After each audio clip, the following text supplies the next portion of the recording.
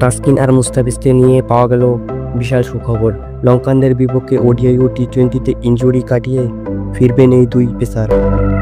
গেল মাসে আইপিএল খেলতে গিয়ে চোটের কারণে পাকিস্তানের বিপক্ষে টি-20 সিরিজ থেকে ছিটকে গিয়েছিলেন তিনি।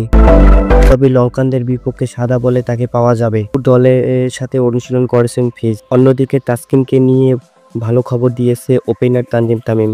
তিনি বলেছেন, তাসকিন খুব লম্বা সময় ধরে বোলিং করতেছে, আশা করা যাচ্ছে শ্রীলঙ্কার বিপক্ষে তাকে পাওয়া যাবে। শ্রীলঙ্কার বিপক্ষে আসন্ন সিরিজে বাংলাদেশের বোলিং আক্রমণের দুই স্তর তাসকিন আহমেদ এবং মুস্তাফিজুর রহমান ইনজুরি কাটিয়ে দলে ফিরেছেন। এটি শুধু দলের জন্য নয়, ভক্তদের জন্যও এক বিশাল সুখবর। কিছুদিন ধরেই এই দুই তারকা ইনজুরি নিয়ে ক্রিকেট মহলে চলছিল ব্যাপক আলোচনা। বিশেষ করে যখন তাদের দলের বাইরে থাকতে হয়েছিল, তখন বাংলাদেশ দলের বোলিং আক্রমণের একটি বড় শূন্যতা হয়েছিল।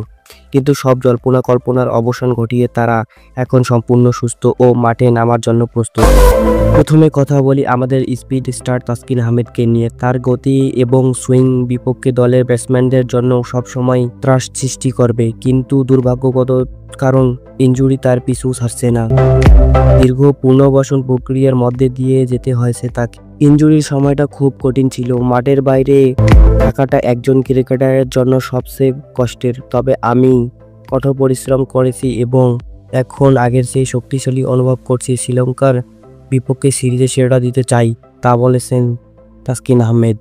এবার আসি দ্য ফিজ মুস্তাফিজুর রহমানের কথায়। তার বৈচিত্র্যময় বোলিং এবং বিশেষ করে কাটার এবং স্লোয়ার বিশ্বে ক্রিকেট তাকে অন্য উচ্চতায় নিয়ে গেছে। মুস্তাফিজের অনুপস্থিতিতে ডেড ওভারগুলোতে বাংলাদেশের জন্য বড় সমস্যা তৈরি করছিল।